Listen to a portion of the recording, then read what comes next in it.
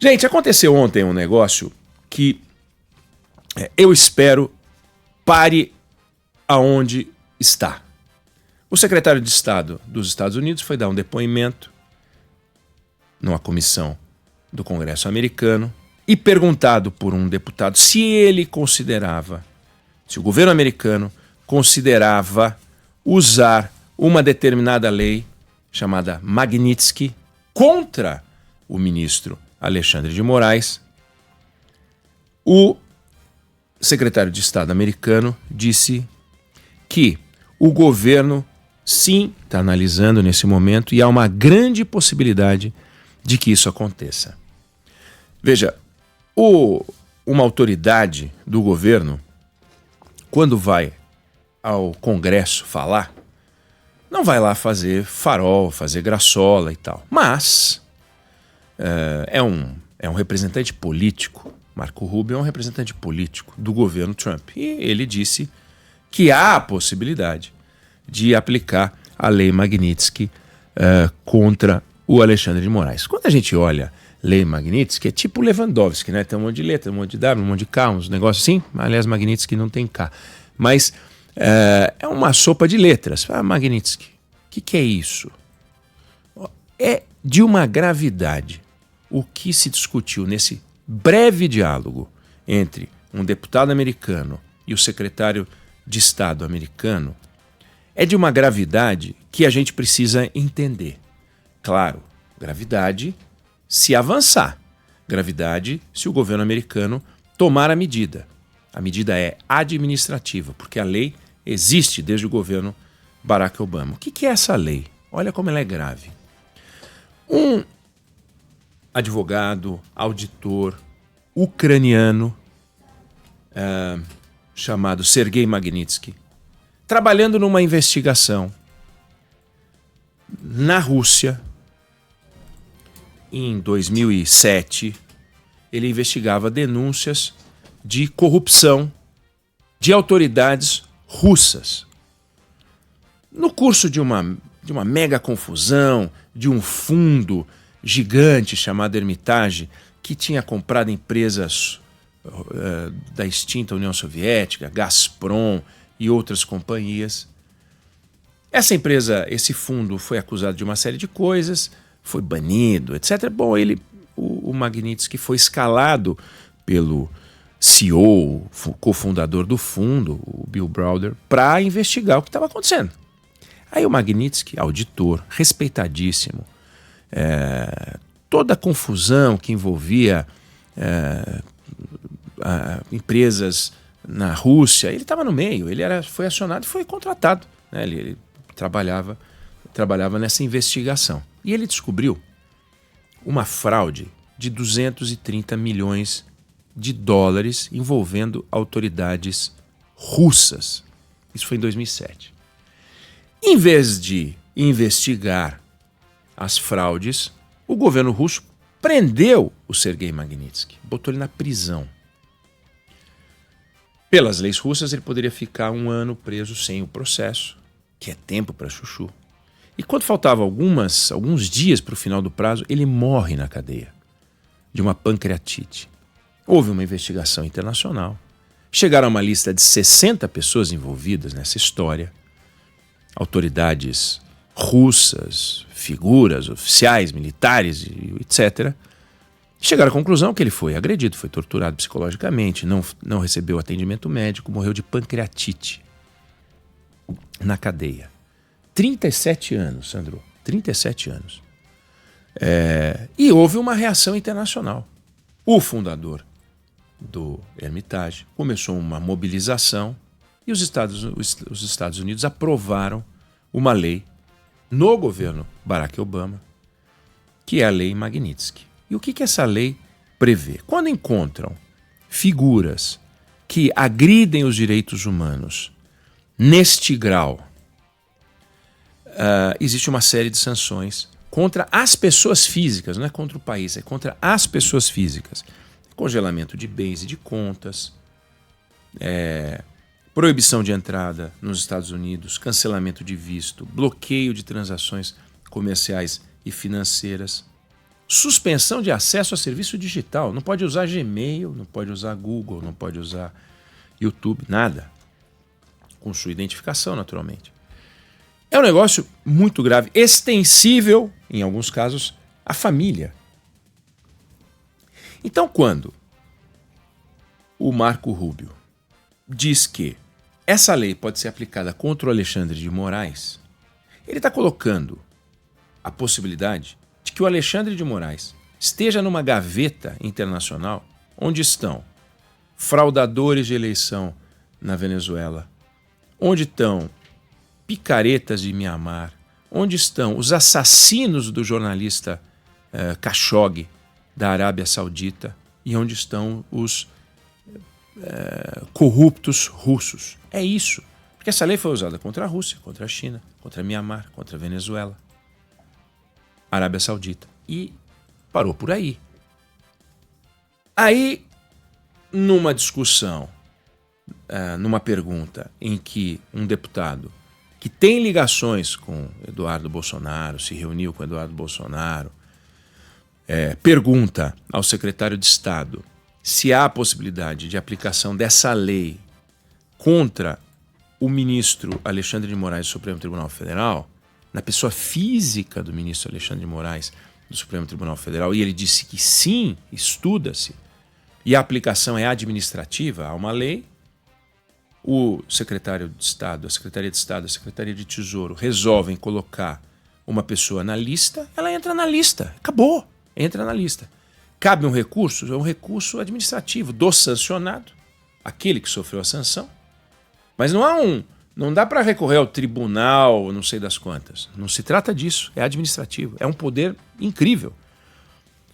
Essa lei não é uma lei que existe só nos Estados Unidos. Alguns países adotaram essa lei. Países da União Europeia, Canadá adotou essa lei. Tem um projeto de lei semelhante no Brasil. Por quê? Porque o objetivo é proteção dos direitos humanos. O objetivo é proteger contra vigaristas, criminosos, assassinos, coisas desse padrão. Não é tráfico de drogas, porque tem outra legislação específica, mas é isso. Então, quando o deputado ligado ao Donald Trump faz essa pergunta e afirmando na formulação da pergunta que o Brasil atravessa uma fase de retrocesso nos direitos humanos, diz que o ex-presidente Jair Bolsonaro está prestes a se tornar preso político e surge essa narrativa, como se deve definir esse episódio, porque é evidente que existe um processo iniciado na Procuradoria-Geral da República, uma investigação da Polícia Federal, e esse caso está nas mãos do Alexandre de Moraes. Não confunda com o processo do fim do mundo, onde tudo está lá no Supremo Tribunal Federal. Nós estamos falando do processo contra o Jair Bolsonaro e outros acusados de golpe de Estado. O desfecho a gente não sabe qual é. Nesse caso específico, se isso acontecer, é preciso que se diga que uma lei como essa, ela é um artefato nuclear. Ela é um artefato nuclear, é uma bomba atômica. Para o Brasil, você imagina um ministro da Suprema Corte brasileira proibido, por exemplo, de ter conta num banco que, por acaso, tem associação com um banco americano. A mulher do Alexandre de Moraes é advogada. Pode ser extensível à família. Há casos em que a lei foi aplicada extensível à família. Então, uma advogada não vai poder trabalhar com nada, nenhuma empresa. E a sanção atinge as empresas que se relacionam com aqueles que são alvo da lei. Então, se uma empresa americana ou uma empresa parceira de uma empresa americana contratar os serviços de alguém atingido por essa lei, essa empresa sofre sanção. Então você tem regras de compliance para que as empresas conheçam a lista dos sancionados, como eles chamam, para não ter relação com essas pessoas. Significa que vai acontecer? Significa que o Alexandre de Moraes vai ser atingido por essa lei? Não, porque ele não é atingido por essa lei com base na declaração do Marco Rubio ao Congresso americano. Mas Por que o Marco Rubio diria isso? Sim, estamos estudando e há a possibilidade de aplicarmos essa lei. Porque eles estão estudando. Ele não vai lá para mentir, ele vai lá para falar a verdade. Agora, e para que ele faria uma bravata dessa? Ah, estamos estudando para não acontecer nada. Porque se não acontecer nada, não aconteceu nada. E a gente tem que torcer para que não aconteça nada. Porque é um absurdo você misturar o Alexandre de Moraes nesse pacote que envolve assassino de jornalista, que é o caso do Jamal Khashoggi. Então, aqueles acusados do assassinato do jornalista árabe que foi morto em dependências de embaixada árabe, eles estão encaixados nessa lei, como os vigaristas russos responsáveis pela morte do Magnitsky, que dá nome à lei. É algo muito sério que a gente tem que acompanhar e que exige atenção.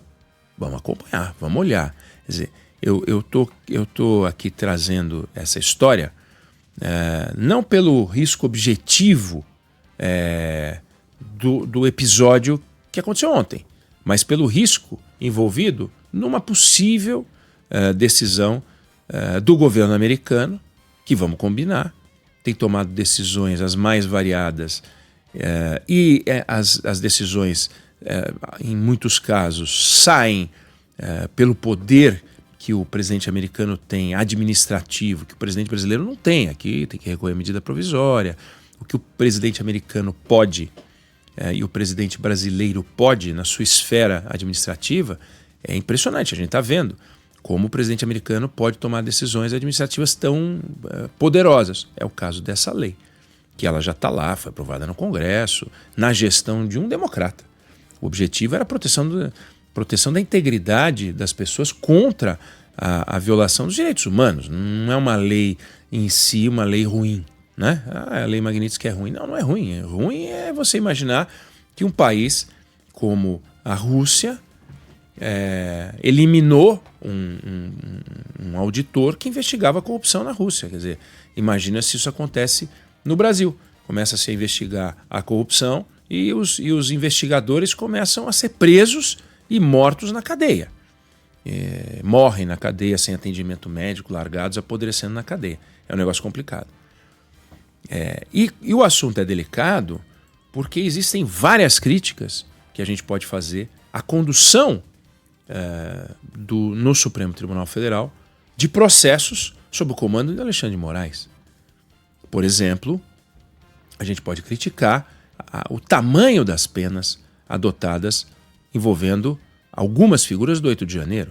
Mas nada do que o Alexandre de Moraes fez, absolutamente nada do que o Alexandre de Moraes fez, deixou de ser referendado pelos outros 10 ministros da Suprema Corte Brasileira.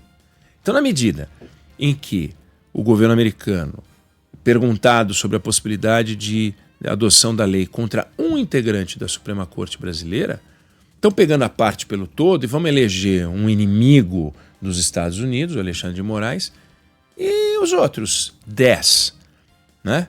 Pega as votações. Eventualmente, pode ter um juiz, um ministro da Suprema Corte Brasileira que votou diferente do Alexandre de Moraes, mas de uma forma geral, o Alexandre de Moraes tem sido uma voz que encontra eco dentro da Suprema Corte. Gilmar Mendes, Carmen Lúcia e outros ministros, Cristiano Zanin, votando com o Alexandre de Moraes. Então, se houve um excesso de pena, por exemplo, contra a Débora, a cabeleireira do batom, da estátua, foi um excesso da Suprema Corte Brasileira, não um excesso do Alexandre de Moraes. Porque, do contrário, todos teriam formado a maioria para derrubar a punição que o Alexandre de Moraes aplicou num primeiro momento, referendada por todos. Então, vamos acompanhar essa história. É uma história que pode ser grave se tornar real, mas a simples discussão mostra que tem um ruído que pode ser desmontado diplomaticamente. A aplicação da lei não impede antes o direito, entre aspas, de defesa, mas é um negócio administrativo, então não tem muita regra.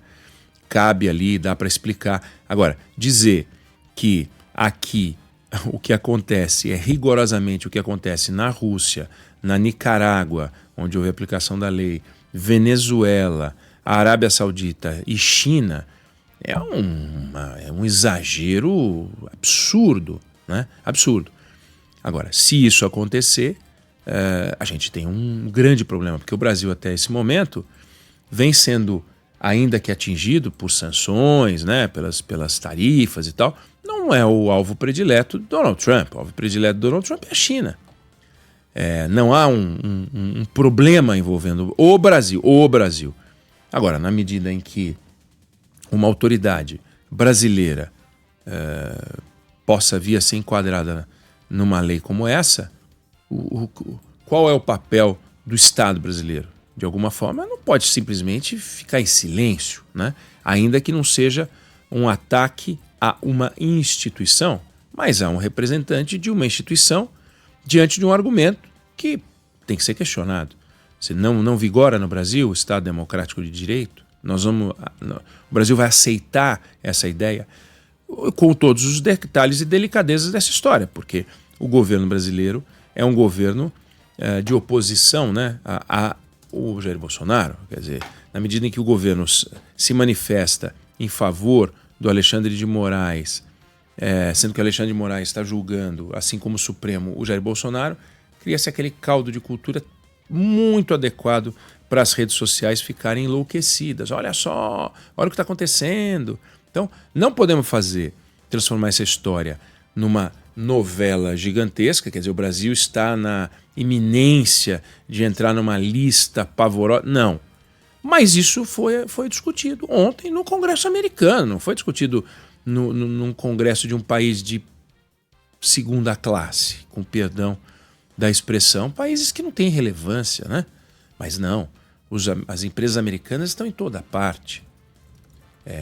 O cartão de crédito de uma empresa americana está em toda parte.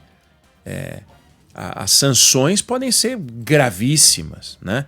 Então é algo que a gente tem que olhar com o devido cuidado.